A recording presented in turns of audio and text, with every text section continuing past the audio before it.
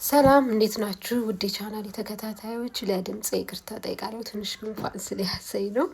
እንግዲህ ዛሬ በአዲስ ቪዲዮ በአዲስ አይዲያ ወደ እናንተ መጥቻለሁ። ዲቪ የደረሳችሁና ፕሮሰሱን እየሞላችሁ ላላችሁ የሚሆን መረጃ ነው ይዤላችሁ የመጣሁት። እኔ ያምና የዲቪ 2025 አሸናፊ ነኝ። አሁን ያለሁት አሜሪካ ነው። እና እንዴት መሙላት እንዳለባችሁ ስትሞሉ ማለት ያለባችሁት ማድረግ ያለባችሁትን ነገር ከኔ ተሞክሮ እናንተ ለማካፈል ነው።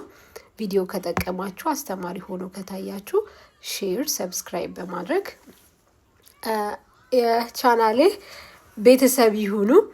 ዲኤስ 2 መጀመሪያ እንግዲህ ማንኛውም ሰው ዲቪ ከደረሰ በኋላ ቀጣይ ስቴፕ ምንድነው? ዲኤስ 260 መሙላት ነው። ዲኤስ 260 ከመሙላቱ በፊት ደግሞ ማለት ዶክመንቶቼ ልክ ናቸው ወይ? የትኛውን ዶክመንት በሞላ ይሻላል? ለምሳሌ አንዳንድ ሰው ብዙ ሰው ምንድነው እድሜ ላይ የተለያየ ያደርጋል። ፓስፖርቱ ላይ፣ የትምህርት ማስረጃው ላይ እና ዲቪ ሞላው ላይ የተለያየ ይሆናል።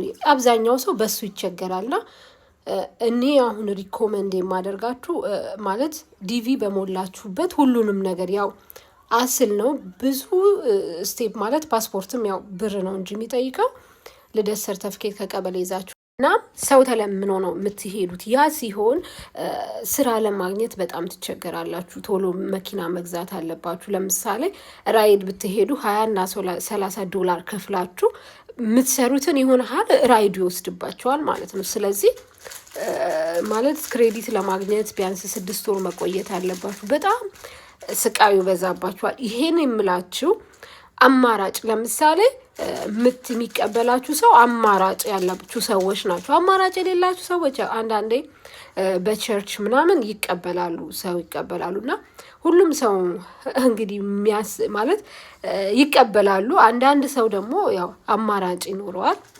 አማራጭ ሲኖራችሁ ወደዛ ለምን እዚህ ከመጣችሁ በኋላ ዲቪ ደረሳችሁ ከኢትዮጵያ ይመጣል ሁሉ ነገር በትናችሁ ሁሉ ነገር አድርጋችሁ እዚህ ከመጣችሁ በኋላ እንደምታስቡት አይደለም። ቢያንስ ስፖንሰሮቻችሁ ጋር 6 ወር ልትቆዩ ትችላላችሁ። እና ስፖንሰር አድርጋችሁ የምትሞሉት ሰው እኔን 6 ወር ሊያቆየኝ ይችላል።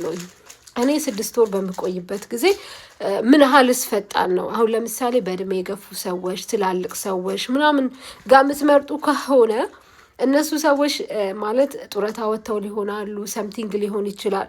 ለእናንተ ስራ ቶሎ ላገኙላችሁ ይችላሉ። ስለዚህ እዛ ሰው ጋር ትቆያላችሁ። ብዙ አስላለሁ።